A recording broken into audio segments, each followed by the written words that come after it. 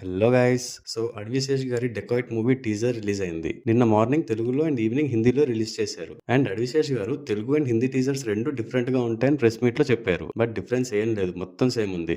Just తెలుగులో 'కన్నెపెట్టరో కన్నుకొట్టరో' song ఉంటే హిందీలో మాత్రం 'తూ చీజ్ బడి హే మస్త్ మస్త్' సాంగ్ పెట్టారు. అంతే, అదొక్కటే తేడా, ఇంకేం లేదు. బట్ టీజర్ అయితే మాత్రం చాలా బాగుంది. స్టోరీ పెద్దగా రివీల్ అవ్వలేదు, కానీ మూవీ అంతా ఇంట్రెస్టింగ్ గా ఒక అడ్రినలిన్ రష్ ఇచ్చేలాగా ఉంటుంది అనిపిస్తుంది.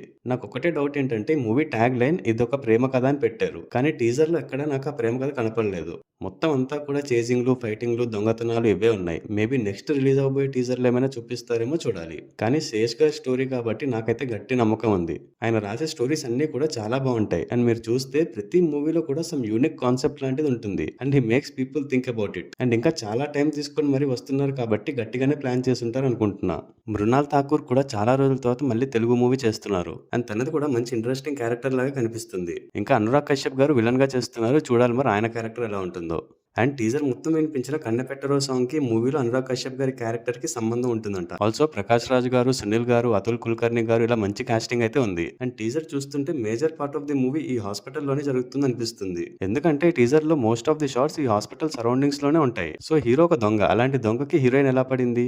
లవ్ లో పడడమే కాకుండా తను చేసే రాబరీస్ లో హెల్ప్ కూడా చేస్తుంది.